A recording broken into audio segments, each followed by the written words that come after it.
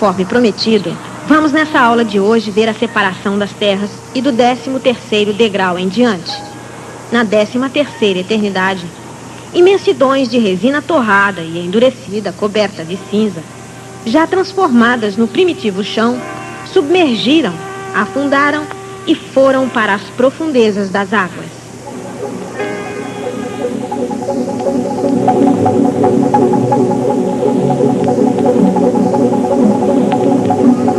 As águas cobriram outras partes mais baixas e somente as partes mais altas e sólidas resistiram às acomodações da natureza, que nessa época era formada de sol, lua, estrelas, água e terra.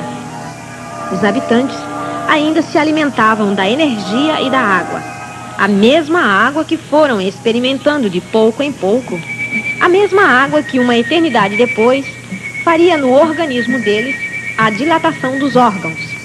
Com o advento da separação das terras, esses selvagens adiantados entraram no princípio dos entendimentos, que era nenhum para a nossa compreensão. Quanto à gênese do reino vegetal, vamos ver na 14ª eternidade que os vírus ainda incubados, no que restaram das cinzas que submergiram e apodreceram pela água, germinaram os vegetais. Essa primitiva vegetação nada tem a ver com a atual. É como comparar um cenário cinza com um cenário verdejante. O processo de gestação dos vegetais é semelhante ao dos habitantes. Ninguém plantou semente nenhuma de vegetal nenhum. A semente que gerou o reino vegetal é a virtude perdida dos corpos racionais, ou são as virtudes perdidas que na 14ª eternidade, junto com a água e a cinza apodrecida, formaram mais estes seres. E como neles existem também nossas virtudes, precisamos deles, para que eles nos completem e possamos viver. Porque temos também uma virtude nesse reino. A botânica é, portanto, o admirável mundo que serve o reino animal, do animal racional e do animal irracional. A virtude racional deformada nesse reino nos completa com propriedades alimentícias e medicinais admiráveis. E muito se teria a dizer desse reino, não fosse o curso tão intensivo e rápido. Por parte de nossas vidas estar deformada nos vegetais, é que carecemos muito dos vegetais. Quando eles surgiram, éramos ainda selvagens com vagos entendimentos, e muito breve, assim que esses vegetais deixassem de ser tão esquisitos, nós iríamos arrancá-los e comê-los. Os bons e os venenosos também. O esforço enorme que os habitantes faziam para falar, gaguejar, emitir o som, ressecava a garganta. Por isso, a água foi adotada, até tomarem gosto de verdade e usá-la cada vez mais. Por isso, os órgãos começaram a se dilatar.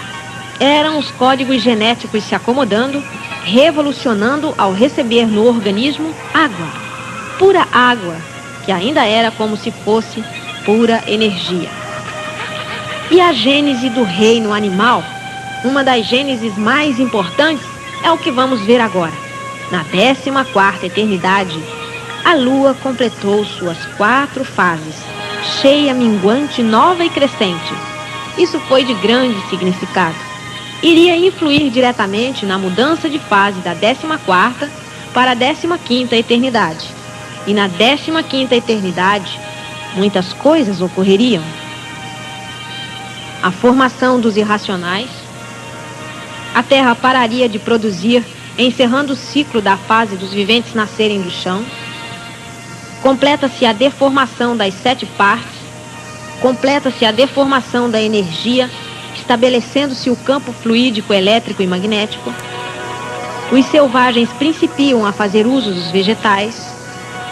Aqueles que não se deformaram de todo no 3º degrau, cujos corpos ficaram com o progresso paralisado numa parte da planície, vácuo, ligam-se ao campo fluídico, elétrico e magnético, nascendo daí os viventes do vácuo, os viventes do astral inferior, espaço cósmico compreendido entre o Sol e a Terra.